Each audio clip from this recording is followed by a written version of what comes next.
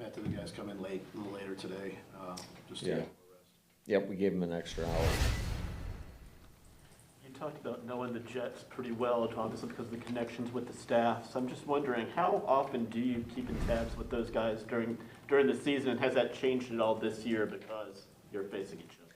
Not really. I'd say on a typical week, specifically with my brother, I probably talk to him almost every day, just quickly, just check in with him and see how he's doing. But we're not talking quite as much this week. You know, Saleh a guy that I talk to on a regular basis as well. What's the thing about his defense that makes it tough to attack from a game planning perspective? Well, I think the first thing that you notice when you put on the tape is just the effort that they play with. I mean, those guys are flying around. It's very aggressive. The way they teach the defensive line, how they come off the ball, how they attack the football. You know, they do a great job, I think, of scouting people and playing concepts. And, you know, I don't think it's overly complicated in regards to, it's not like you're getting a ton of crazy looks, but it's just hard to go out there and consistently execute. They do such a great job of just everybody playing off each other. Their secondary's got, I think, 7 interceptions. What have you seen from that group? A group that's around the football, making plays on the ball. All those guys have really good ball skills. So it's going to be important that, first and foremost, that we protect up front, but also that we get guys in the right area, and our quarterback's going to have to do a great job of progressing through his reads in the timing of the play. Hey, Matt, on the flip side of that, you guys have, 4 takeaways through 5 games, and you guys have obviously been good about that in the past. What's missing there? Why is that? Just it comes in bunches, or do you think there's something you guys aren't doing? I'm sure it's a combination of everything. You know, I think there's definitely a lot of things that we can do better. You know, and some of it's putting our guys in position, some of it's our guys playing the technique, and so that's something that we're working through right now, and we're trying to do a better job of that. We know it's an important part of this game, and when you're sitting at -3 on the year, that's not good. We have yet to win the turnover battle in any of these games, and I think a lot of times it's hard to win games like that. So we've got to do a better job. We've got to do a better job of taking care of the football as well. I don't think it's been up to our standard of what we've been able to do the last couple of years. And again, every year is a new year and has new challenges and new people, and we just got to continue to stress that because it is a big part of this game. Hey, Matt, yesterday Aaron mentioned on McAfee show that his thumb was bothering him a little bit. Any concern there? And what's the plan for him? Yeah, he's not going to practice today, but I don't think we have much concern as far as game day. What have you seen from the Jets running back, Brees Hall? Oh, that guy he's a monster.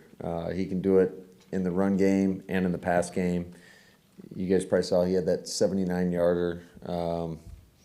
He's a great route runner. He's got great hands. I know just interviewing him at the combine, he's an impressive guy. He definitely has a lot of confidence, and rightfully so. You know, he's a problem, not only in the run game and the pass game. He's a smart guy. They do a good job of finding ways to get him the football, and I think he's a guy that's going to have a really bright future for a long time. As Romeo emerges, it seems natural that he's going to get more attention from defenses. He had a quieter day last Sunday, and Randall Cobb kind of stepped up. How much of that was by design and kind of them taking away Romeo and having him step up, and how much of it was game plan centric? Yeah, I think it was just part of the deal in terms of just the ball didn't go his way, you know, and sometimes that's going to happen. And, you know, I thought Randall did a really good job of making the most of his opportunities, and certainly we're going to try to get Rome more involved, and but sometimes that's just the way it works based on what coverages you're getting, and but he's a guy that we definitely want to get the ball to. Is there any long-term concern with Christian, considering the kind of the on-again, off-again nature of that injury?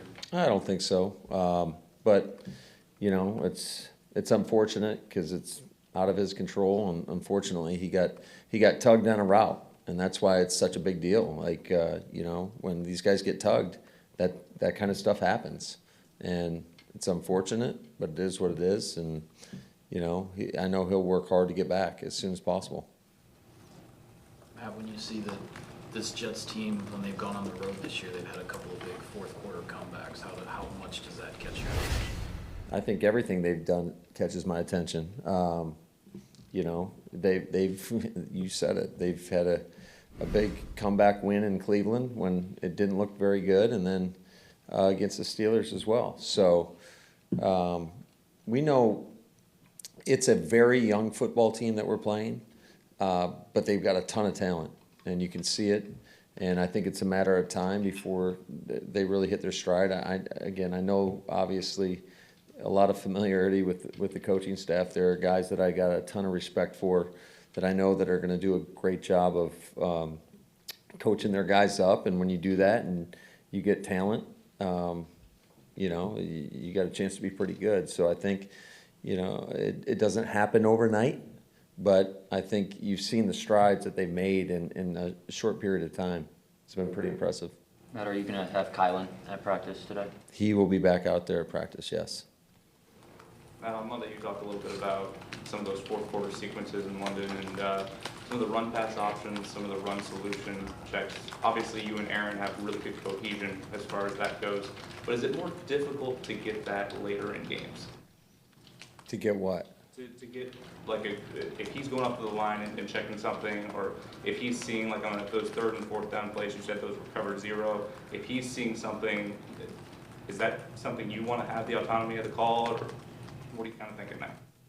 No, I totally trust everything he does out there. We've had a lot of conversations. Hindsight's 20/20. When it works out, nobody says anything. When it doesn't, then you get a bunch of questions, and that's the nature of our game, and it is what it is. But as far as I totally trust what he sees out there and what he's going to do with it. I told our team on those fourth downs when it's cover 0. Yeah, I know what it looks like. Everybody was talking about, you could hand the ball off. Well, it looks like a punt rush, and if you get stoned at the line of scrimmage, then it's, why didn't you throw the ball? So it is what it is. Bottom line is we got to hopefully we put them in a better position where we have something schemed up a little bit better where you can execute at a higher level. And so, again, that falls on me. I got to do a better job.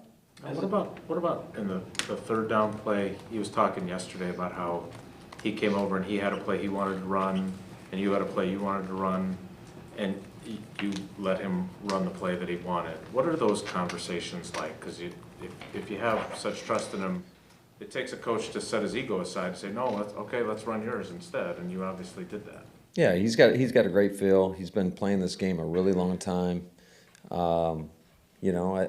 I liked the play that he liked too. So it wasn't just, those conversations happen in such a short period of time too. It's not like we can sit down, and that's why I think the planning part is so important. The conversations on the sidelines in game are so important, so that when you have to make a split-second decision, that everybody feels good about it. And unfortunately, I do think, Cobby was coming open on the one. They dropped out the backer on the line of scrimmage, and he had to hold it a tick longer. And unfortunately, the guy got his hands up and made a good play. So kudos to them. You talked Monday about how many good runs you had against 8-man boxes. Has there been any discussion about making fewer can calls, even if it's not the look, and just running it in there, given the strength of your backfield? Well, I think everything that you do is based on probability of trying to put your players in the best position possible. And so I think that could change on a weekly basis. Certainly, we're playing against a team this week that in many instances can load the box on you. And, you just want to try to do what's best for your team and to try to put them in the best position possible. And, hopefully it works out. Matt, going back to Romeo, he's talked about all the little things he's picked up from Lazard. And then on that touchdown, Romeo seemed to have like a monster block. How have you seen that part of his game evolve, and how much do you credit Allen for that?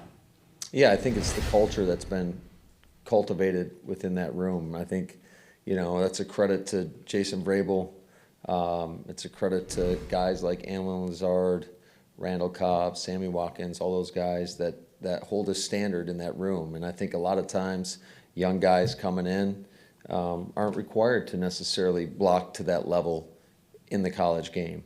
And so Rome's done a nice job. I feel like he's gotten better and better each week in that regard. And yet there's still room for improvement. And so I love his approach, though, and he made a couple critical blocks in that game that I thought were he did an awesome job on. Hey, Matt, you coached against Kyle your first year, right? That first time, and Robert was there. You've done this so much now, right? I mean, Sean and Kyle and now Robert and your brother again. I'm wondering how you've kind of evolved in terms of how you look at these games. Like, were you really fired up in 19 to go up against those guys? And is it different now, or do you just look at it differently now? To tell you the truth, I really don't think about it for 2 seconds. I really don't. It's about trying to prepare our team. Everybody is just the next opponent, and certainly it's great to see those guys. I always joke with Sean, it's like we call it champagne problems, right? I mean, like, we're in these positions. It's a great honor and privilege to be, in this spot. But ultimately, you hate beating up on your buddy in this league, but it is what it is. It's about, our football team, and it's never about just myself or another head coach going against their buddy. Even on game day itself, it's no different. I imagine once you see them, or I would say, yeah, in the pregame, it's probably a little bit different. I tend to like to get out a little bit late to pregame and, stay focused on the task at hand. And a lot of times you'll get out there a little bit earlier and just say what's up to the people you really care about. And I know we're going to have a lot of distractions in my house this weekend, I'm sure, in terms of the number of people coming in town. So I usually camp out in Lambeau, though, and don't go home until I have to, until everybody clears out of there. So you really don't want to beat them more? Maybe it says more about me, but I always wanted to beat my friends and my brother way more than anybody else. Shut those, you know what's up. You're a spiteful man. Yes. Matt, I know you say don't think about it much, but as kids, could you and your brother ever imagine that this is what you could be doing and facing against each other? No, I don't think so. I think I've said it before. I've always thought the pinnacle of coaching would be to coach at Central Michigan University. So, because a lot of us are products of our environment, and with my dad being there, and where's your Central Michigan shirt, by the way, Bill? Worked them out for you. Okay, great.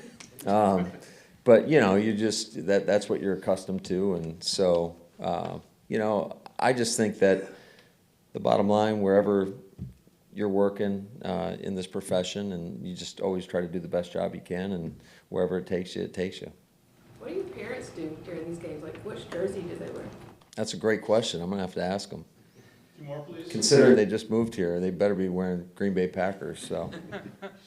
Can you speak to TJ Slaton's performance on Sunday and his progression from year 1 to year 2? Yeah, he's come a long way. He really had a nice game.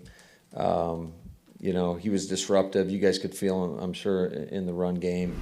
He was splitting double teams. He was playing with great effort, great emotion, and that's the standard. And he put it out there, and so that's what we expect from him, game in and game out. And I do think he's again come into a great room. I think Jerry's done a great job with him. The vets in that room, Kenny, Dean, have done just a great job of showing him the way, so to speak. And I feel like he's a guy it's matured quite a bit in over a year. There's been a lot of talk about the standard since Sunday, and you also said that you have to demand that standard and that greatness now. What does that look like for you day to day and in these practices? How do you demand greatness? You would think you do that every single day. Yeah, you do. It's just, you know, all you can demand out of people is to be at their very best. And whatever that is, that's what you got to require. And if you feel somebody like maybe not locked in or not focused or not giving the effort that you know that they're capable of giving, then you gotta have a conversation about it. And that's what we do. And whether it's players, coaches, you know, you just gotta try to hold each other accountable because we're so dependent upon one another to have success. And that's everybody in this organization.